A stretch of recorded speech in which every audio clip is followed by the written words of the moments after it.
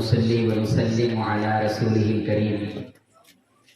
أما بعد فقد قال الله سبحانه وتعالى في كلامه المجيد: أعوذ بالله من الشيطان الرجيم. بسم الله الرحمن الرحيم. فالذين آمنوا به وعزروه ونصروه واتبعوا النور الذي أنزل معه أولئك هم المفلحون.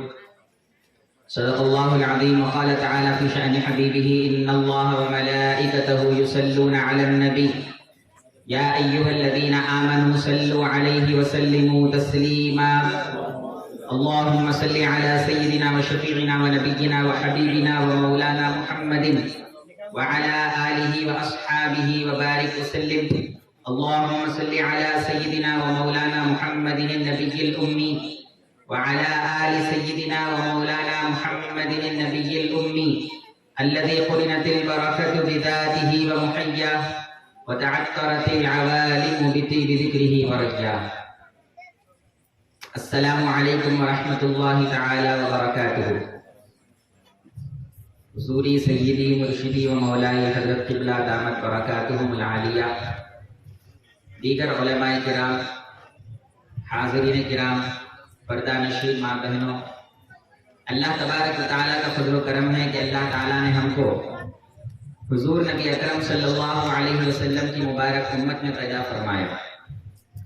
اللہ نے ہم کو آج تک زندہ رکھا ہماری ہدایت کے لیے، ہمارے عقائد و اعمال کی اصلاح کے لیے قرآن مجید اور حدیث شریف جیسی عظیم نعمتوں سے مالا مال فرمایا. اور آج اللہ تبارک و تعالیٰ نے ہم سب کو شہزادے حضور سیدنا غوث اعظم رضی اللہ تعالیٰ عنہ حضرت سید شاہ علی قادری رحمۃ اللہ علیہ کے سائے میں جمع ہو کر آقا علیہ السلام کے میلاد مبارک کے موقع پر حضور صلی اللہ علیہ وسلم کا تذکرہ سننے اور سنانے کا موقع اور توفیق عطا فرمائے.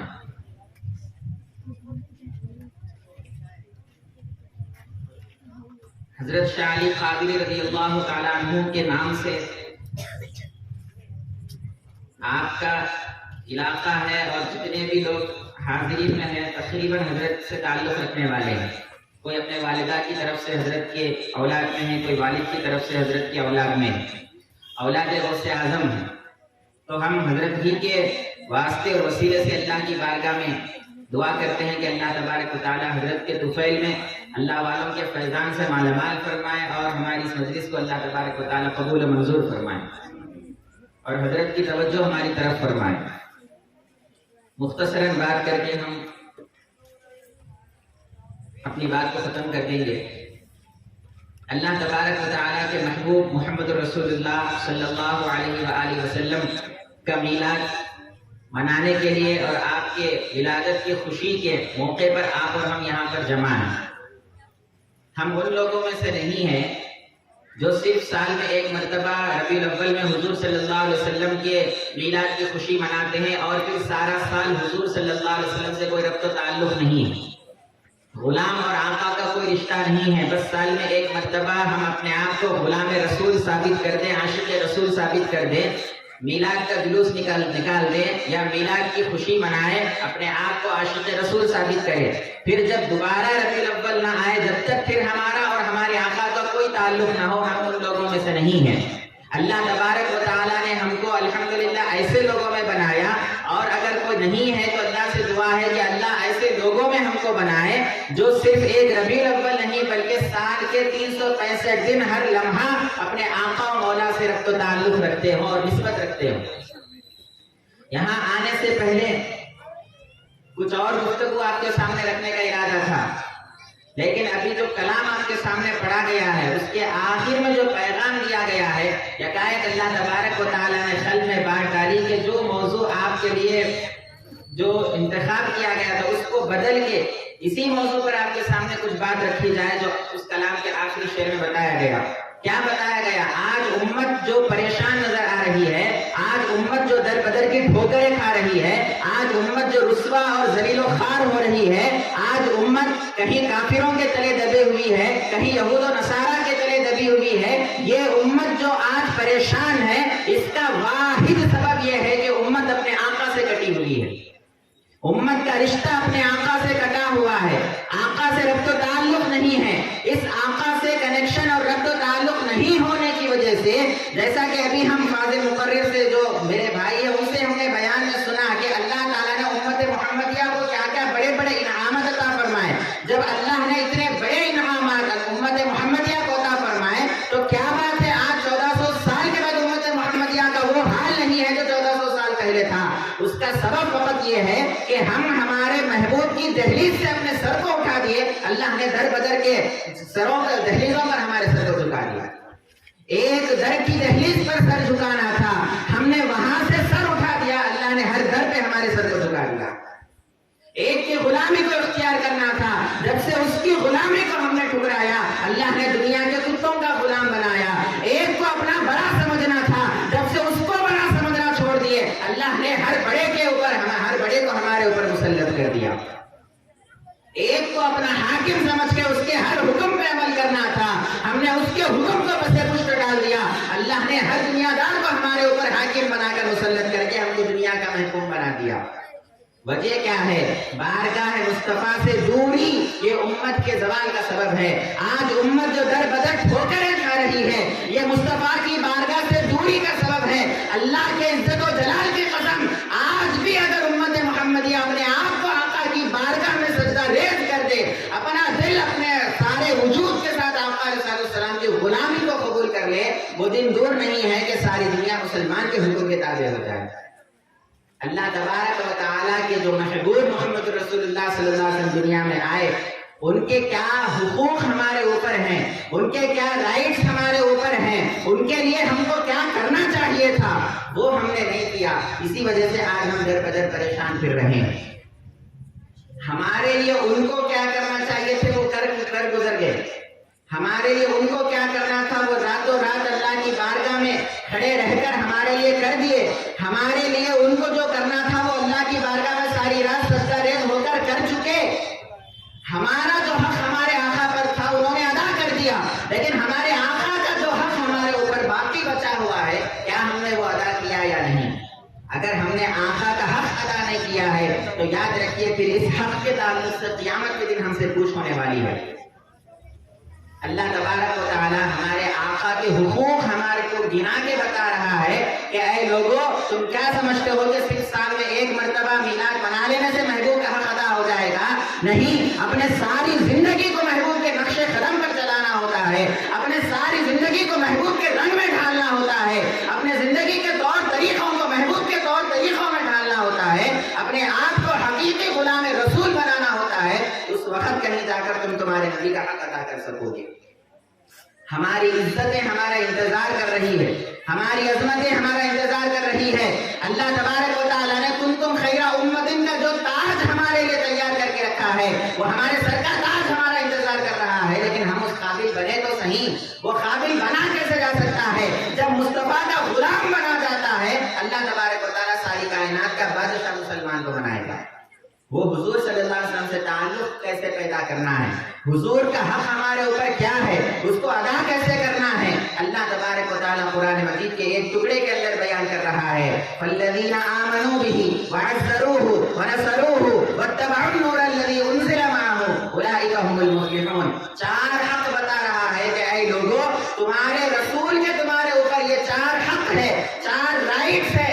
اگر تم یہ 4 کام کر لو گے تو تم سب سے بڑے کامیاب ہو جاؤ گے.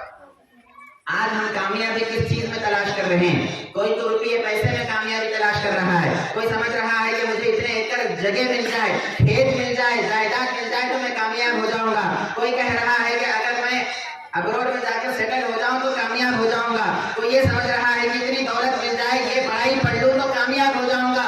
قرآن کیا کہتا ہے؟ ان تمام چیزوں میں کامیابی نہیں رکھی ہے. کامیابی حضور سے ربط و تعلق کے اندر قرآن مجید بیان کر رہا ہے. اگر حضور سے ہمارا تعلق ہے تو بندہ کامیاب ہے, اگر حضور سے ہمارا تعلق کٹا ہوا ہے تو پھر بندہ کامیاب نہیں. اب وہ تعلق پیدا کیسے کیا جا سکتا ہے، اس کا سلیبس کیا ہے، اس کا نصاب کیا ہے، اس کا طریقہ کیا ہے، اس کا راستہ کیا ہے، یہ قرآن مجید بیان کر رہا ہے۔ پہلا حق ہمارے آقا کا ہمارے اوپر یہ ہے، فالذین آمنوا بہ، پہلا حق یہ ہے کہ ہم کو ہمارے آقا پر ایمان لانا ہے۔ اب ہم سمجھیں گے کیا ہم کو ایمان نہیں ہے کیا آقا کے اوپر؟ ایمان ہے تبھی تو مسلمان ہے، ایمان ہے تبھی تو آج حضور صلی اللہ علیہ وسلم کا تذکرہ سننے اور سنانے کے لیے آئے ہیں۔ یاد رکھیے ایمان ہے، برائے نام ایمان ہے، لیکن اس ایمان کے جو تقاضے ہیں وہ ہمارے پاس نہیں ہیں۔ وہ ایمان ہم سے کیا چاہتا ہے وہ ہمارے پاس نہیں ہے، وہ ایمان ہم سے کیا ڈیمانڈ کرتا ہے وہ ہمارے پاس نہیں ہے۔ مثلا ایک مثال دیتا ہوں، اگر کسی کی شادی ہو جائے، وہ شادی کر لے اور وہ بیوی اپنی جگہ اور شوہر اپنی جگہ رہے، تو ہم کیا کہیں گے؟ برائے نام تعلق ہوا ہے، لیکن اس عقد کے، اس نکاح کے جو تقاضے پورے کرنا تھا وہ پورے نہیں ہے، تو پھر اس عقد کا کوئی فائدہ نہیں ہے۔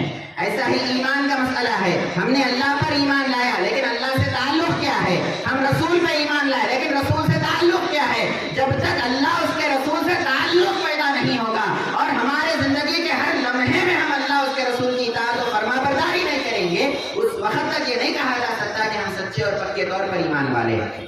ہمارا ایمان خالی بول لینے کا ایمان، رسمی ایمان ہے۔ ہاں، اشہد ان لا الہ الا اللہ، گواہی دیتا ہوں اللہ کے سوا کوئی معبود نہیں، واشہد ان محمد عبدہ و رسولہ، گواہی دیتا ہوں کہ محمد صلی اللہ علیہ وسلم اللہ کے بندے اور اس کے رسول ہیں۔ لیکن اس گواہی کو دینے کے لیے ہم کیا کر رہے ہیں؟ کیا ہم اس گواہی کے قابل بھی بنے یا نہیں؟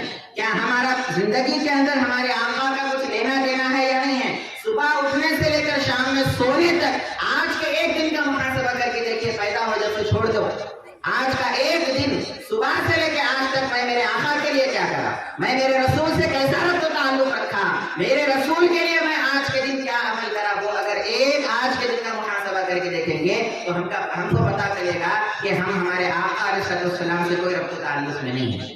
تو اللہ کیا کہتا ہے؟ پہلا حق رسول کا تمہارے اوپر یہ ہے کہ اس رسول پہ ایمان لاؤ، وہ جو بولتے ہیں اس کو سچا جانو، وہ جو بولتے ہیں اس کو سچا جانو، خواہ وہ ہماری سمجھ میں آئے یا نہ آئے، لیکن زبان رسالت میں آپ سے نکل جائے، ادھر تقاضا ایمان یہ کرتا ہے کہ فوراً اس کو مان لیا جائے۔ یہ نہیں سوچنا کہ بس آپ معجزہ بتائیں گے تو مانوں گا، یہ نہیں کہ میری سمجھ میں آیا تو مانوں گا، یہ نہیں کہ میرے فہم میں آیا تو مانوں گا، نہیں۔ اللہ کیا چاہتا ہے؟ ادھر میرے رسول کی زبان سے نکل جائے، ادھر تمہارا دل گواہی دینے لگ جائے کہ ہاں یہ سچی بات ہے، اس سے بڑھ کر اور کوئی کائنات میں سچی بات نہیں۔ کائنات میں کسی نے اللہ کو نہیں دیکھا، کسی نے اللہ کے ہونے کو نہیں دیکھا، کسی نے اللہ کے خالق ہونے کو نہیں دیکھا، کوئی یہ نہیں دیکھا کہ اللہ نے زمین آسمان کو پیدا کیا، کوئی یہ نہیں دیکھا کہ اللہ کائنات کا رب ہے، پرورش کر رہا ہے، لیکن ہمارا ایمان ہے یا نہیں ہے اللہ پر؟ سچ سچ بتائیے، اللہ کو جب دیکھا نہیں ہے تو اللہ پر کیسے ایمان لائے؟ ہاں، اللہ پر ایسے ایمان لائے کہ آج سے 1400 سال پہلے دنیا کے اندر ایک ذات آئی تھی، اس نے بتایا کہ اللہ ہے، ہم نے بے چوں طرح مان لیا کہ اللہ ہے۔ تو ہم جو اللہ پر ایمان لائے ہیں نا، وہ ہمارا اللہ پر ایمان لانا موقوف ہے، ڈیپینڈنٹ ہے محمد رسول اللہ پہ ایمان لانے سے صلی اللہ علیہ وسلم۔ جب تک کہ حضور کو سچا نہیں مانیں گے، جب تک کہ حضور کے ہر قول کی، ہر ارشاد کی تصدیق نہیں کریں گے دل سے، جب تک کہ ہمارے دلوں میں یہ عقیدہ راسخ نہیں ہو جاتا کہ یہ جو بولتے ہیں وہ سچ بولتے ہیں، سچ کے سوا کچھ نہیں بولتے، جب تک کہ ایسا ایمان ہمارے آقا پر نہیں آ جاتا، جب تک ہم اللہ پر ایمان نہیں لا سکتے۔ قرآن مجید اللہ کا کلام ہے، مانتے یا نہیں مانتے؟ ہر کوئی مانتا قرآن اللہ کا کلام ہے، لیکن ذرا یہ بتاؤ کہ کیا ہم نے اس کلام کو نازل ہوتے ہوئے دیکھا؟ کیا جبرائیل امین کو دیکھا کہ وہ کلام کو لا رہے ہیں؟ کیا غار حرا میں جس وقت کلام نازل ہو رہا تھا اس وقت ہم موجود تھے؟ کیسے مان لیا کہ یہ 30 پاروں کا جو سیٹ ہمارے ہاتھوں میں رکھا ہوا ہے یہ اللہ کا کلام؟ کیسے مان لیا کہ اللہ کا کلام؟ ہاں، ایک ایسی زبان کے بولنے پر ہم نے مان لیا جو زبان کے بھی جھوٹ نہیں بولتی، ایک ایسے صادق اور امین کے کہنے پر مان لیا جو زندگی میں کبھی جھوٹ نہیں بولتا، جو زندگی میں کبھی امانت میں خیانت نہیں کرتا، ایک ایسی ذات جس کو محمد رسول اللہ کہا جاتا ہے، یہاں ان کی زبان سے نکلا کہ یہ اللہ کا کلام ہے، وہاں ہم نے مان لیا کہ واقعتاً اللہ کا کلام ہے۔ تو پہلا حق کیا ہے ہمارے آقا کا ہمارے اوپر؟ کہ آقا کی تصدیق کی جائے، آقا کے ہر ارشاد کو سچا جانا جائے، اس کو ایمان کہتے ہیں۔ ایسا آقا سے تعلق پیدا ہو جائے کہ آپ کی بات کو جھٹلانا تو دور کی بات، رتی برابر بھی آپ کی کسی بات میں ہم کو کوئی شک پیدا نہ ہو، اس کو کہتے ہیں ایمان. جب اس درجے کا ایمان آ جائے گا تو یہ پہلا زینہ ہوگا, پہلی سیڑھی ہوگی ہماری کامیابی.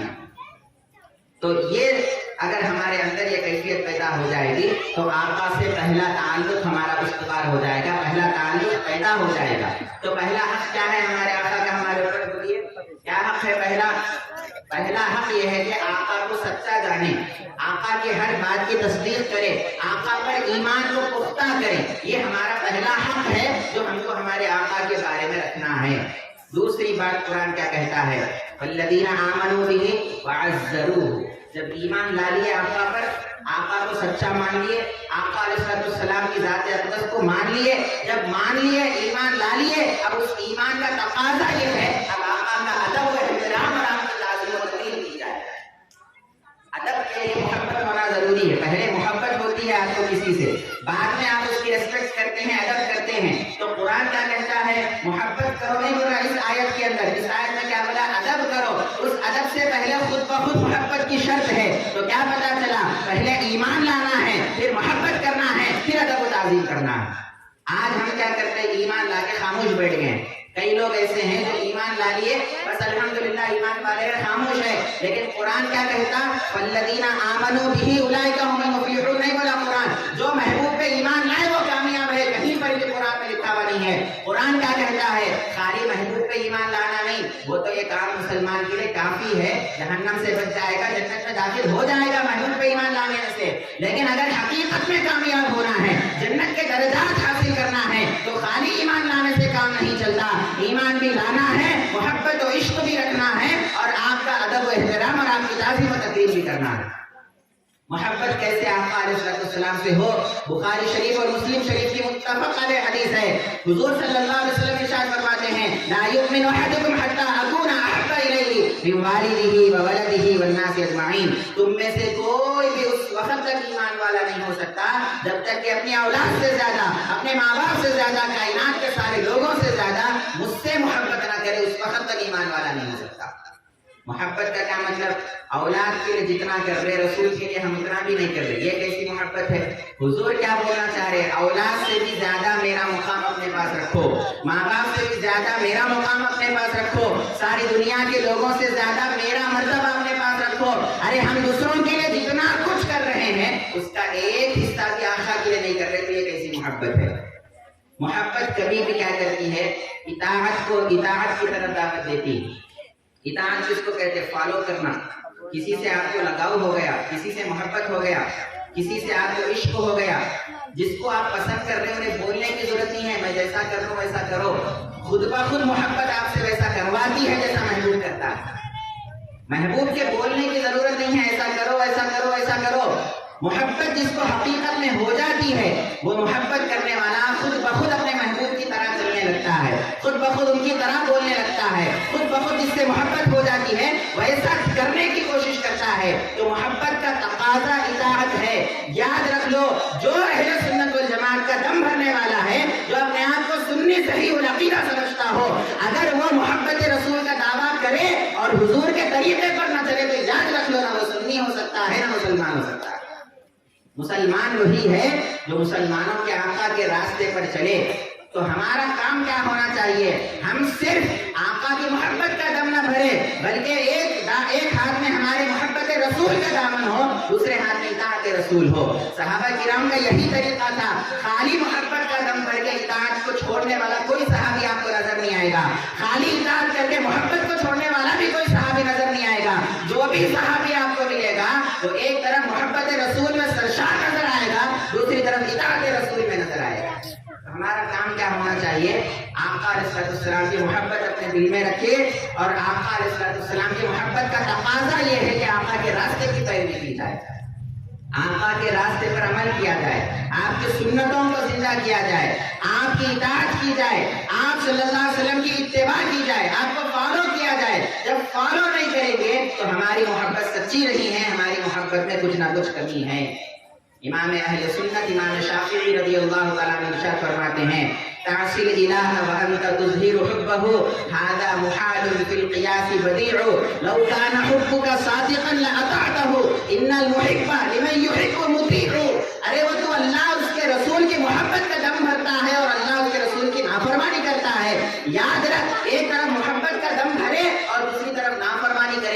नामुमकिन बात है, क्योंकि दुनिया के अंदर एक कायदा कुल्लिया है, इन्नल मुहिब्बा लिमन युहिब्बु मुतीउ, कि जो मोहब्बत करने वाला है वो अपने महबूब को हमेशा फॉलो करता है। तो अगर हम फॉलो नहीं कर रहे हैं, समझ लेना चाहिए कि दिल मोहब्बत रसूल से खाली है। हाँ, इताअत है, सुन्नत है, पैरवी है, इत्तिबा है, तो समझना चाहिए कि हमारा दिल अल्हम्दुलिल्लाह आका अलैहिस्सलाम की मोहब्बत से सरशार है। तो पहला हक क्या है आका का हमारे ऊपर? आका के हर बात को सच्चा माना जाए। दूसरा हक आका का हमारे ऊपर क्या है? ताल्लुक कैसे पैदा किया जाए आका से मोहब्बत हो, आका की इताअत व इत्तिबा हो, आका की फरमा बरदारी हो, और इस फरमा बरदारी और मोहब्बत का नतीजा ये निकलता है कि फिर बंदा आका की अदब व ताज़ीम करने लगता है। सहाबा किराम कैसे आका का अदब व ताज़ीम करते थे, अगर उसकी मिसालें पेश किया जाए तो ये एक रात हमारे लिए नाकाफी है। इतना अदब व एहतराम कायनात में किसी ने किसी का नहीं किया जितना कि सहाबा किराम ने अपने आका व मौला मोहम्मद रसूलुल्लाह सल्लल्लाहु अलैहि वसल्लम का किया। आका अलैहिस्सलाम जब अपने सरे मुबारक के बाल निकलवाते, एक भी बाल मुबारक को जमीन पर गिरने नहीं देते थे। सहाबा इतना अदब और इतना ताज़ीम करते थे। जब आका अलैहिस्सलाम हिजामा करवाते और अपना मुबारक खून निकलवाते, तो मजाल है कि उस खून को कोई सहाबी ने जमीन पर फेंक दिया हो। एक सहाबी को आपने अपना खून दिया था, देकर कहा था कि जाओ ऐसी जगह दफन कर देना जहां किसी को नजर ना आए। वो सहाबी लेकर गए, जाकर उस खून को नोशे जान कर लिया और वो खून पी गए। आका अलैहिस्सलाम का खून पी गए, जबकि कुरान क्या कहता है? हुर्रिमत अलैकुमुल मैततु वद्दम। कुरान में अल्लाह तबारक व तआला नस्से क़तई के जरिए वज़ाहत कर रहा है कि खून पीना तुम्हारे लिए हराम। खून क्यों हराम है? इसलिए कि नापाक है। खून क्यों हराम है? इसलिए कि नजिस है। लेकिन ये किसका खून है? ये उसका खून है कि नजासत तो दूर की बात है, इनका खून भी ऐसा पाकीज़ा ताहिर व मुतहहर है कि कायनात में किसी और का खून इनके खून का मुकाबला नहीं कर सकता। नापाक होता तो हराम होता। हुर्मत की इल्लत क्या है? नापाकी, नजासत। अगर वो इल्लत पाई जाती तो नापाक होता। यहाँ तो नापाकी का कोई तसव्वुर ही नहीं है। अब बताएं आका का खून मुबारक कैसे नापाक होता होगा? आपने पी लिया अपने इज्तिहाद से। इज्तिहाद बोले तो क्या कुरान और हदीस में कोई दलील वाज़ेह तौर पर नहीं है। आप अपने जहन से ऐसा सोच लिए कि ये खून पाक हो सकता, पी लिया। लेकिन आका तो मना करना था, आका तो मना करना था। आका बाद में आके पूछे क्या खून ऐसी जगह दफन कर दिए जहाँ कोई नहीं देखता? तो सहाबी बोले हाँ या रसूलल्लाह, ऐसी जगह पहुंचा दिया जहाँ कोई देख नहीं सकता, यानी अपने पेट में पहुंचा दिए। लेकिन आका से कोई बात छुपी रह सकती क्या? गैब के जानने वाले, न सिर्फ जानने वाले बल्कि गैब की खबर देने वाले, उनको क्या कुछ नहीं पता है? वो फरमाते हैं लअल्ला का शरीक कहूँ, अरे ऐसा मालूम हो रहा जैसे तुम पी लिए, ऐसा मालूम हो रहा जैसे तुम पी लिए खून। तो फरमाते हैं हाँ या रसूलल्लाह, मैंने खून पी लिया। फौरन फतवा दे देना था, हुर्रिमत अलैकुमुल मैततु वद्दम। अरे कुरान कहता है खून हराम है, कैसे मेरा खून पी लिए? जाओ उल्टी करो, खून को निकाल दो, एक हराम चीज माज़अल्लाह तुम्हारे पेट के अंदर चली गई, ऐसा कुछ बोलना था। सरकार दो आलम सल्लल्लाहु अलैहि वसल्लम फरमाते हैं तुम्हारे लिए लोगों से हिफाजत है, अब कोई भी तुमको मार नहीं सकता, क्योंकि तुम्हारे अंदर मुस्तफा अलैहिस्सलाम का खून है। ये अदब है सहाबा का जो आका अलैहिस्सलाम। ये अदब कैसे पैदा होगा? मोहब्बत के नतीजे में अदब पैदा होगा। मोहब्बत कैसे आएगी? ईमान के नतीजे में मोहब्बत आएगी, मोहब्बत के नतीजे में अदब व ताज़ीम पैदा होगा। एक उम्मे अयमन रज़ियल्लाहु तआला अन्हा सहाबिया हैं। आका अलैहिस्सलाम एक मर्तबा इनके घर आराम फरमा रहे हैं, रात में आपको जरूरत पेश आई, जैसा कि बशरी हाजत में इंसान को जरूरत पेश आती है। तो हमारी तरह घरों के अंदर अटैच बाथरूम्स बने हुए नहीं थे। आका अलैहिस्सलाम के करीब में एक कटोरा रखा हुआ था, उसी के अंदर आका अलैहिस्सलाम फारिग होंगे।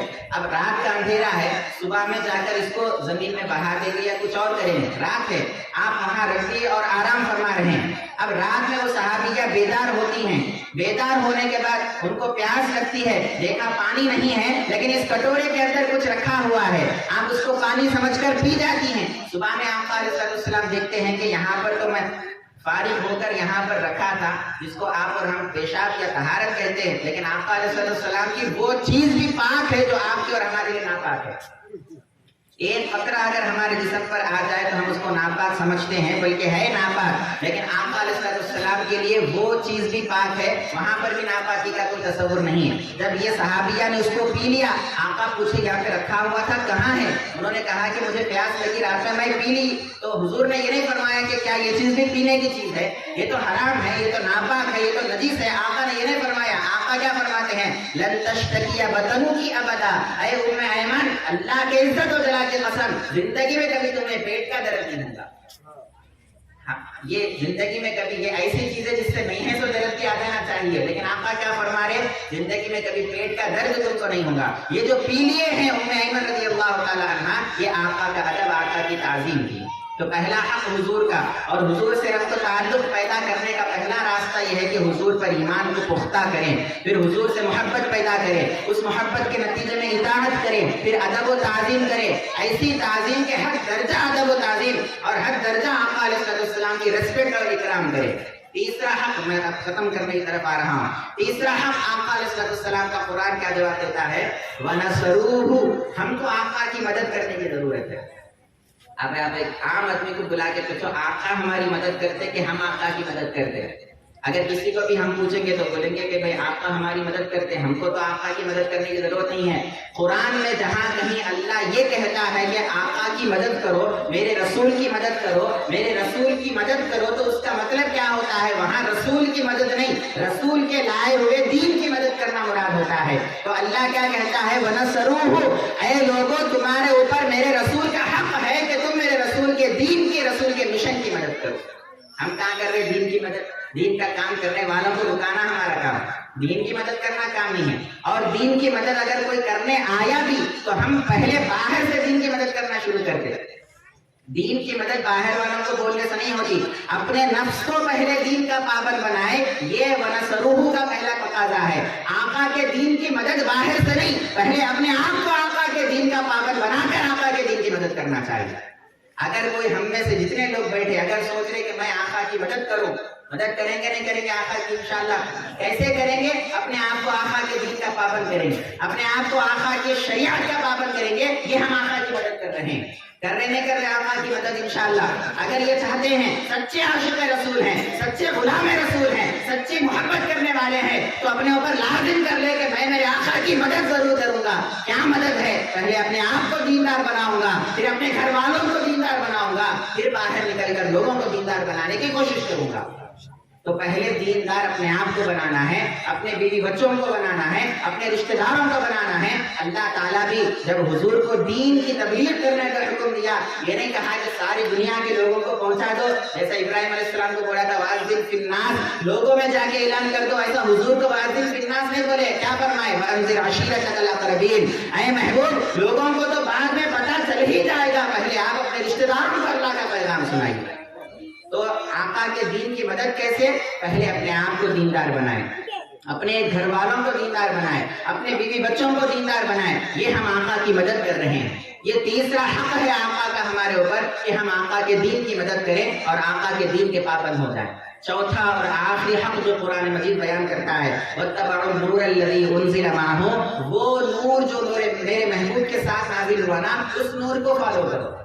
کون سا نور ہے؟ قرآن مجید مراد ہے۔ اتنا گھما پھرا کے بولنے کی کیا ضرورت ہے؟ قرآن کو فالو کرو بولے تو ہو گیا نہیں تھا، وَاتَّبَعُوا الْقُرْآنَ بولے تو ہو گیا تھا، وَاتَّبَعُوا كَلَامَ اللَّهِ بولے تو ہو گیا تھا۔ اللہ تعالیٰ کیا کر رہے؟ قرآن کو فالو کرو نہیں بول رہے، قرآن کی پیروی کرو نہیں بتا رہے، کیا بتا رہے؟ میرے محبوب کے اوپر نازل ہونے والے کتاب کی پیروی کرو۔ یعنی قرآن کو بھی بتایا جا رہا ہے امت کے سامنے، تو محبوب کی کتاب سمجھ کر بتایا جا رہا ہے، قرآن کو الگ کر کے نہیں بتایا، قرآن کی ایک الگ حیثیت میں بتا رہا ہے۔ کیا بتا رہا ہے؟ ارے اس کتاب کو یہ ایسا نہیں سمجھنا کہ یہ ایک الگ کتاب ہے، یہ ایک الگ رسول ہے، نہیں، یہ رسول کے اوپر نازل ہونے والی کتاب، یعنی قرآن کا انٹروڈکشن کرا رہا ہے، قرآن کو انٹروڈیوس کرا رہا ہے، قرآن کا تعارف دے رہا ہے، تو بھی نسبت مصطفیٰ سے تعارف دے رہا ہے کہ میرے محبوب پر نازل ہونے والی کتاب ہے۔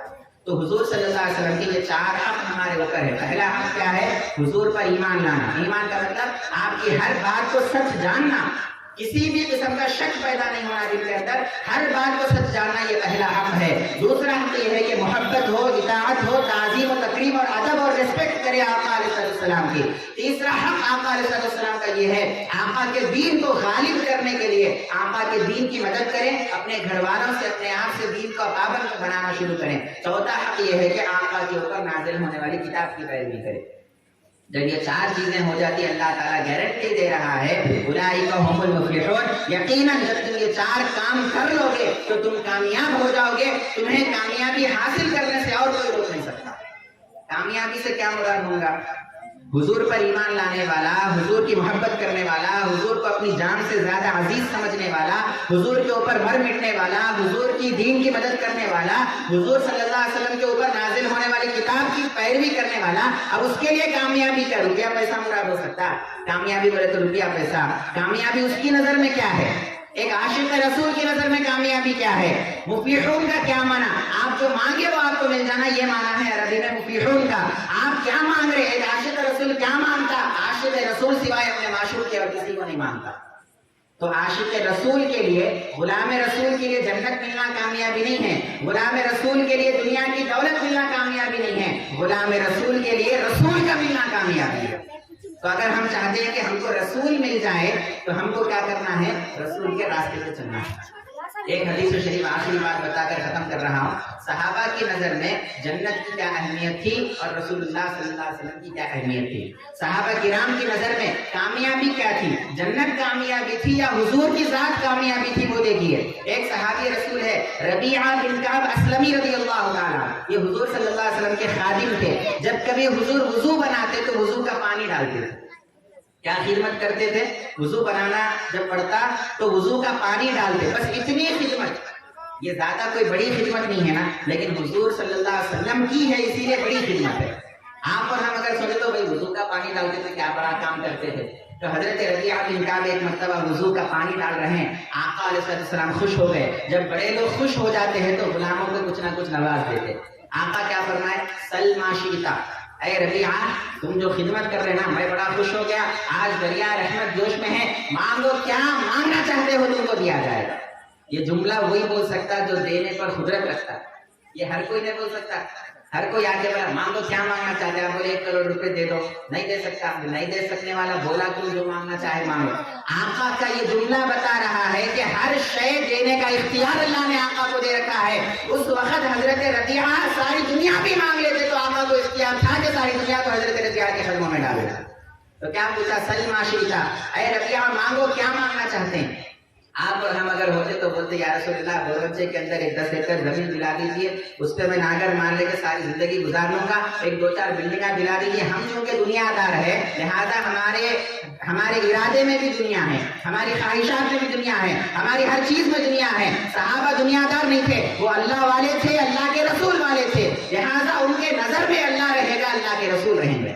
انہوں نے کیا مانگا؟ اسألک مرافقتک فی الجنہ، یا رسول اللہ اور کوئی شے نہیں چاہیے، جنت میں آپ کی خدمت میں رہنا چاہتا ہوں جیسے دنیا میں خدمت میں ہوں، بس یہ چاہیے۔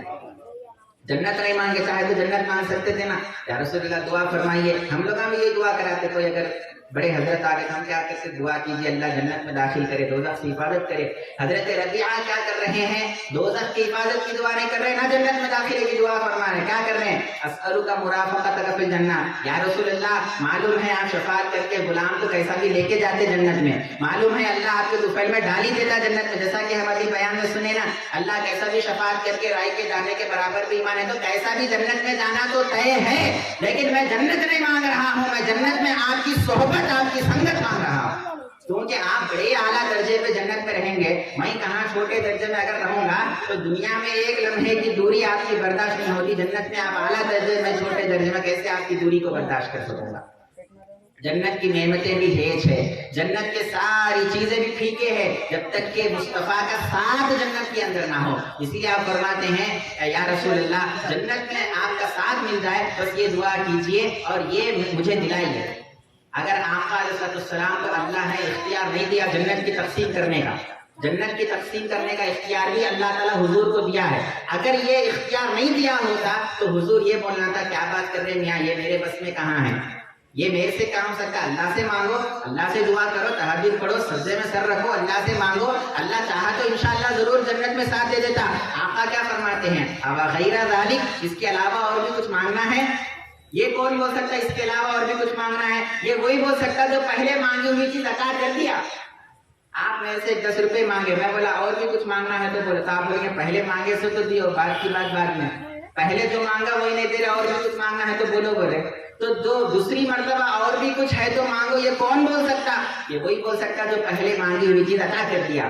حدیث میں نہیں ہے عطا کر دیے، لیکن حدیث کا فہم ہے، حدیث کی درایت ہے، سمجھ آ جاتی ہے بات کہ آقا علیہ السلام نے وہ جو پہلے مانگا تھا وہ عطا کر دیا۔ اس کے بعد پھر پوچھا کہ اے ربیعہ، اللہ نے تو اس سے اور بڑی بڑی نعمتوں پر مجھے اختیار دے رکھا ہے، اس سے بڑی بھی کوئی نعمت ہو تو مانگ لو۔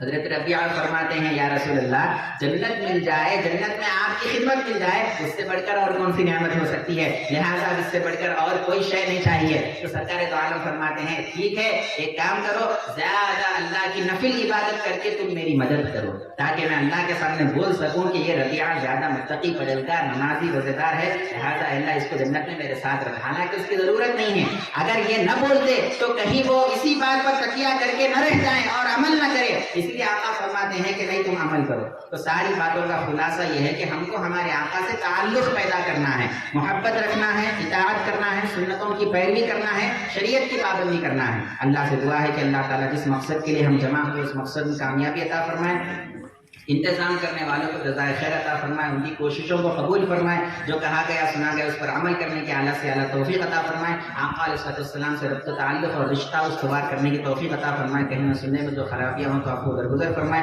وما علینا الا البلاغ، آخر دعوانا الحمد للہ رب العالمین۔